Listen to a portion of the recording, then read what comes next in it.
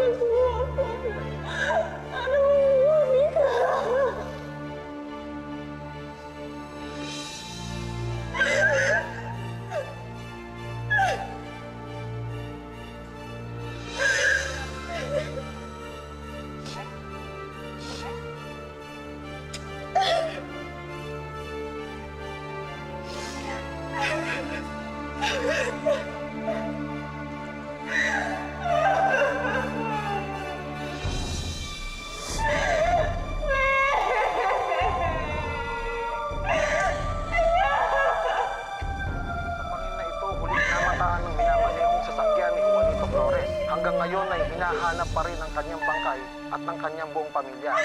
Pero walang naniniwala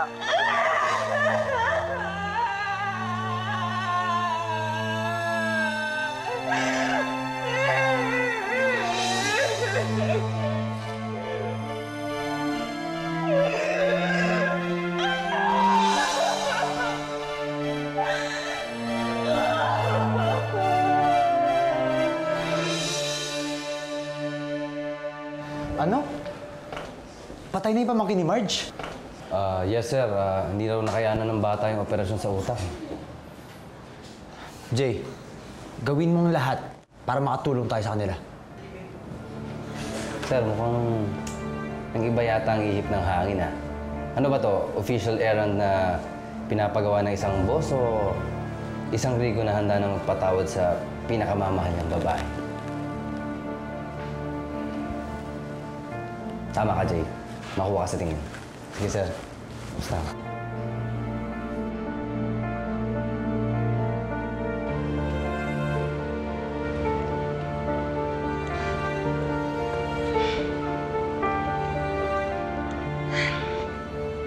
Glad you make it. Oh, huwag mo naman sabihin sa akin nagtatampo ka dahil hindi ko agad naibigay sa'yo yung pera.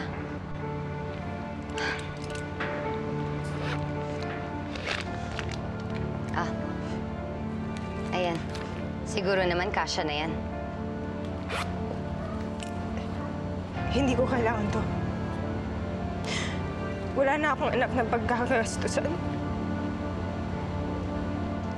Oh, ba't ako pinuputukan mo? Patay na si Faye. Kasalanan ko ba na namatay ang anak mo? Kung hindi mo sana pinilit at inoffer sa akin na magkunwari akong kapatid ni Marge, hindi sana ako magkakasala ng ganito. Hindi sana ako magkakaroon ng ganito. Hindi sana mawawala sa akin yung anak ko. Eh, gaga ka pala eh. Bakit ako sinisisi mo? Hindi kita pinilit. Ikaw ang nagdesisyon na magpanggap na Joy Flores. At ako rin ang magdidesisyon na itama ang pagkakamali ko. Ano ibig mong sabihin?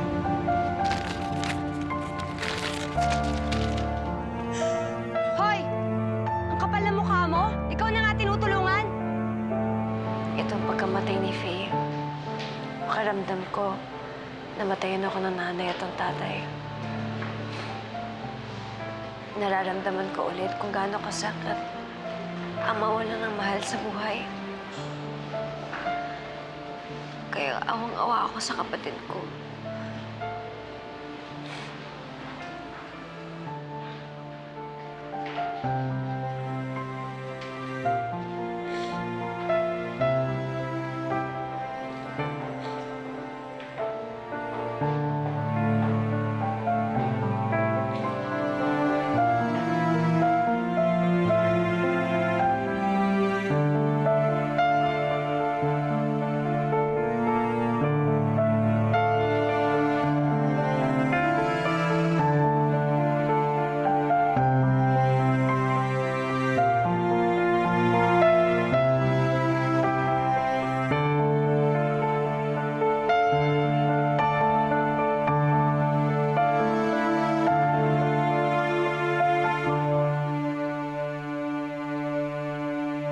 Aalis ka. Sa Cebu ko na ayusin yung buhay ko.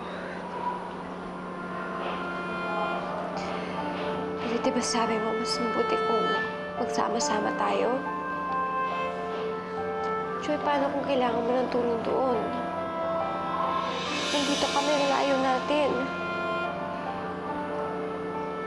Joy, kailangan mo kami ng Kuya Felix mo. At kailangan ka din namin.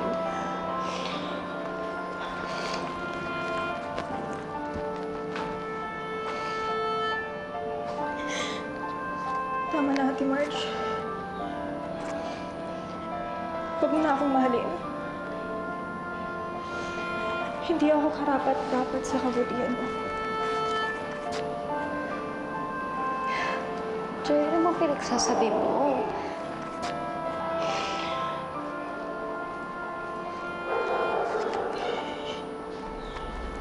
Hindi ako yung nawawalang kapatid. Hindi ako si Joy Flores. Joy, masamang biro yan.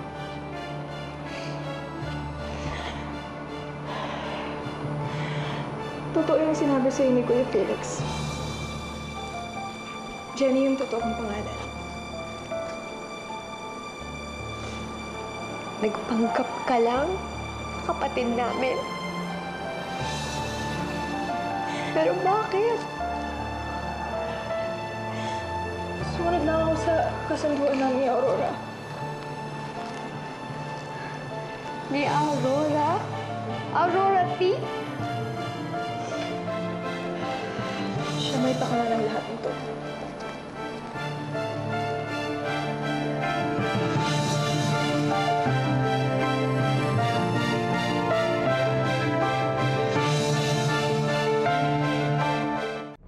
Kaibigan ko si Joy Flores. Nalaman ko nung nasa Cebu ako na hinahanap ka niya. Kaya pinuntahan kita sa resort na tinutuluyan mo. She stepped out. Doon ako nilapitan ni Aurora. Hindi ko lang alam eh. Gusto mo mag-iwan ka na lang ng message kay Miss Rosales. Sige, di ba na lang. Bakit mo pala hinahanap si Margarita Rosales? Kasi hinahanap niya yung kapatid niya eh. Si Joy Flores, kakilala ko. Talaga? Merong kapatid si Marge? Pwede mo pa ba ang kwento ang tungkol sa kanya? Bakit? Sino ka ba? Bakit ka interesado? Best friend kasi ako ni Margarita Rosales. Pwede bang kwentuhan mo pa ako tungkol sa kapatid niya? Huwag ka mag-alala. Makikinabang ka ng gusto. Dahil may malaking pabuya ang taong makakapagbigay ng impormasyon tungkol kay Joy Flores. Kailangan ko lang talaga ng pera ng time ngayon. pangtuwid sa pangangailangan namin mag-ina. Kaya pumayag ako sa gusto niya. Bakit niya nagawa yun? Kasi gusto niya malaman lahat ng sekreto mo. Nang sa ganun, gagamitin niya panlaban sa'yo. Para hiwalayan ka ni Rico. Ikaw nagsabi sa kanya na anak ako ni Juanito Flores. Inunahan niyo ako kay Rigo. Huwag mo akong matawag na ate. Nakita mo bang epekto ng panloloko niyo sa amin ng Kuya Felix? Sa relasyon namin ni Rigo? Na halos isumpa niya ako ngayon dahil sa panloloko niyo ni Aurora.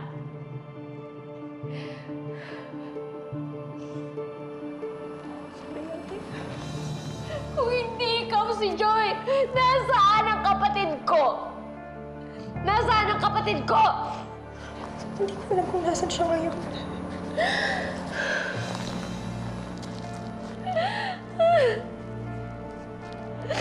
Saan ako magsisimula? Paano ko siya hanapin?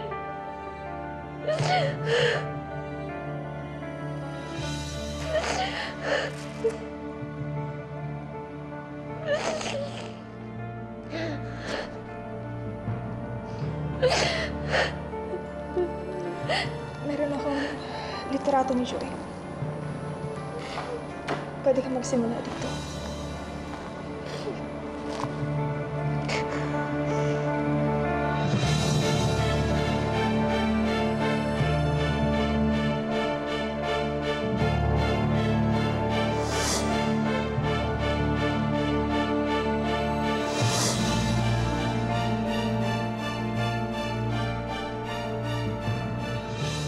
Sige, hindi siya si Joy.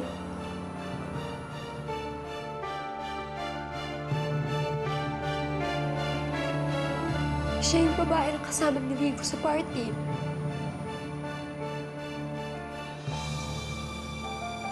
Anak, mukhang seryoso. Seryoso yung pinag-uusapan yung dalawang magkakapatid. Yan yung babaeng lumantito sa party kay Rico, di ba? Bakit may litrato ka niyan?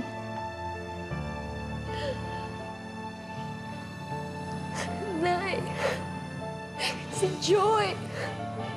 Siya yung nawawala akong kapatid.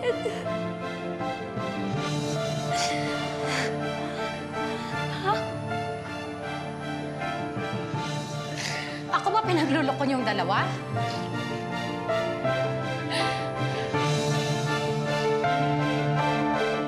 The company lost millions in a matter of months.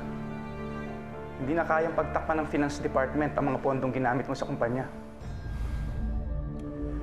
As head of finance department, I need your expert opinion on this. What you suggested? At this point of time, we can only declare bankruptcy. Or come up with something big. You know, yung magti-trigger ng krisis sa kumpanya para ma-manipulate natin yung insurance ng kumpanya. That's it.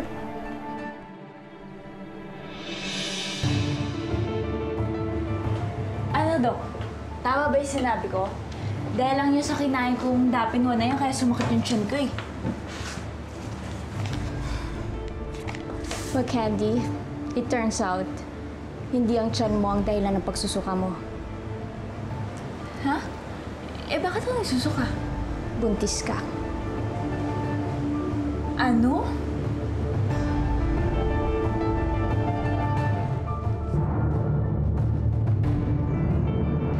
Ikaw kasi, Marge, ayaw mong maniwala sa akin na niloloko ka lang ng babaeng to.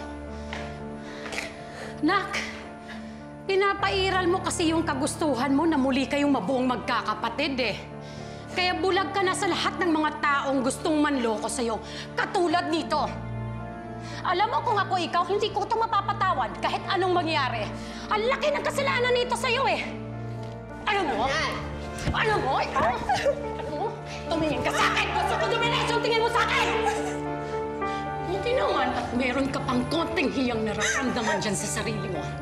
At buti naman, nakonsensya ka. Kung hindi pa namatay yung anak mo, hindi ka makukonsensya. Ang kapal ng mukha mo. Ang kapal ng mukha mo.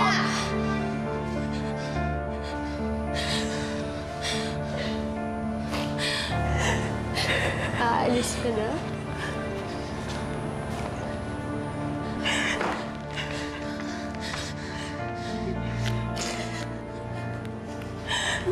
Sorry sa lahat ng ginawa ko.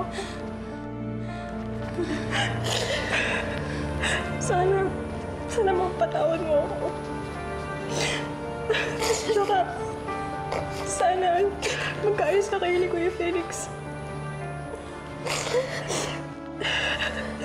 Humingi ka ng tawad sa kanya para sa akin.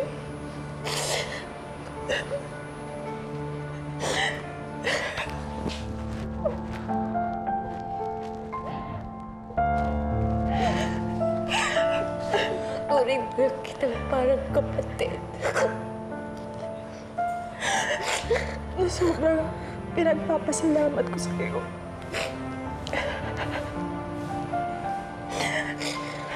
Patawarin mo sana ako. Sana mahanap pa si Joy. Sana magsama-sama na kayo magkakapatid. Nagawa ko din magsinungaling para sa mga personal na rason. Sino ba naman ako para husgahan ka? Mag-iingat ka, ha?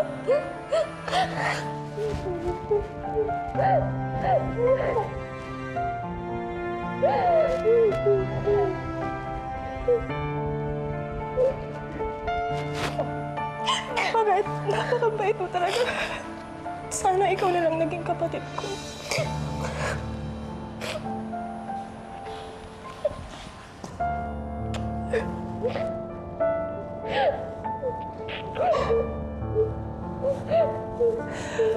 Alis na ako.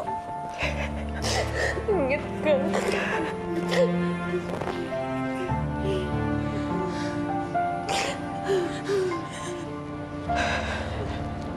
Tutulog na po ako.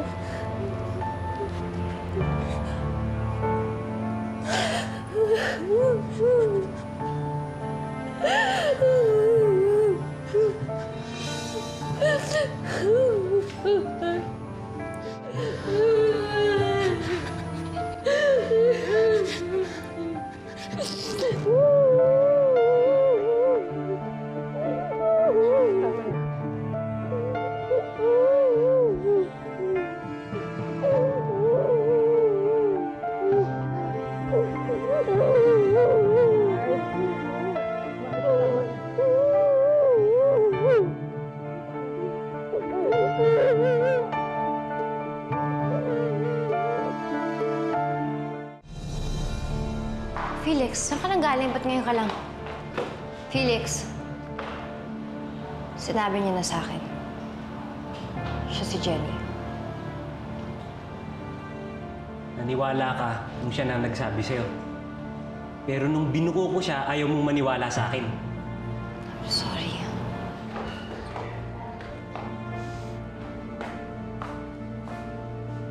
Pinatigas ako ng galit ko sa'yo. Pero unti-unting lumambot ang loob ko. Kaya nga nakuha kitang intindihin at patawarin kahit papano. Pero sa ginawa mong to?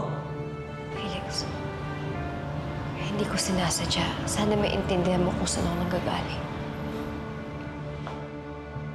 Paano ko maiintindihan? Yung hindi natin kadugo pinaniniwalaan mo kaysa sa akin na tunay mong kapatid. Alam mo ba sa ginawa mong to, parang mo nang inulit yung ginawa mo sa aking pag-iwan. Felix! Felix!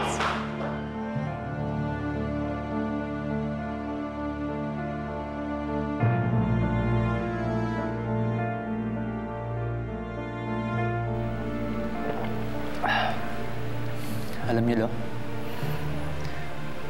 para akong sinaksak nung nakita kong umiiyak si Marge sa balikat ng ibang lalaki. Ako dapat yung nasa posisyon ni Xavier eh. Sa balikat ko dapat umiiyak si Marge. Ako sana yung kasama niya ngayon habang pinaguluksa niya yung pamangkin niya. Ako sana yung umaalo sa kanya at nagsasabing, Marge, magiging maayos din yung lahat. Magiging maayos ang lahat sa inyo ni Marieta. Ano pa paano ho? Kung pwede ko lang sanang ibalik yung nakaraan para ayusin yung lahat. Ano namang dapat ayusin sa inyo ni Marieta eh. Tsaka walang kasalanan yung ama noon.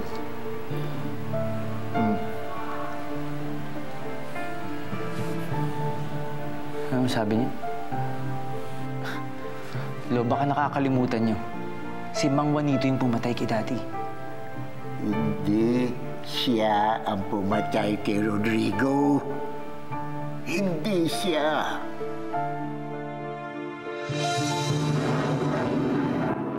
Sana hindi ka na lang naging kaibigan ni Rod. Sana hindi na kita nakilala. Sana buhay pa ang asawa ko at ama ng anak ko. At sana buo pa ang pamilya ko.